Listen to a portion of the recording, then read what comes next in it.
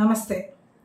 నా చిన్నప్పటి నుంచి వింటున్నాను, చాలామంది ఆడవాళ్ళు నేను సుమంగళిగా చనిపోవాలి అని కోరుకుంటూ ఉంటారు. కానీ భర్త మీద ప్రేమ ఉన్నవాళ్ళు అది స్వార్థంగా ఆలోచించినట్టే.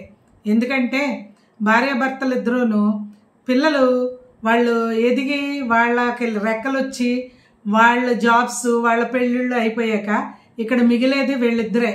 అది వయసులో ఉండగా ఆయన జాబ్ చేయడం, ఈవిడ ఇంట్లో పనులు చేయడం, ఇలా బిజీగా ఉంటారు. అన్నీ అయ్యి పిల్లలు ఎవరి దారిలో వాళ్ళు వెళ్ళిపోయాక ఈ భార్య చనిపోతే ఆ భర్తకి చాలా కష్టం. ఎందుకంటే ఆవిడ అన్నీ అమర్చి టైంకి ఫుడ్ పెట్టేది. ఇప్పుడు భార్య ఎప్పుడైతే చనిపోయిందో అతను చూసేవాళ్ళు ఉండరు.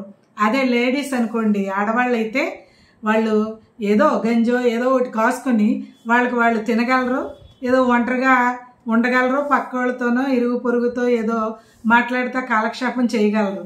కానీ మగవాళ్ళకి అది ఉండదు.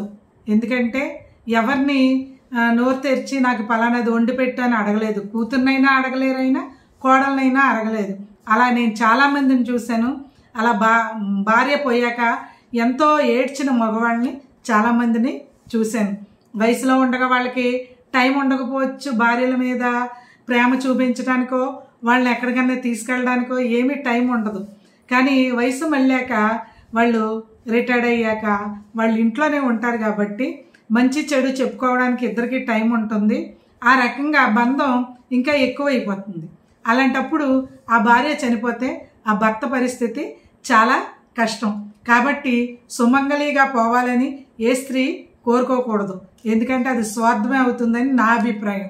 మీ అభిప్రాయం ఏంటో నా కామెంట్స్ రూపంలో తెలియచేయండి. మీ విలువైన కామెంట్స్ని నా ఛానల్లో చెప్పండి. నా ఛానల్ నచ్చినట్లయితే సబ్స్క్రైబ్ చేయండి, లైక్ చేయండి, కామెంట్ చేయండి. నమస్తే, థ్యాంక్ యూ.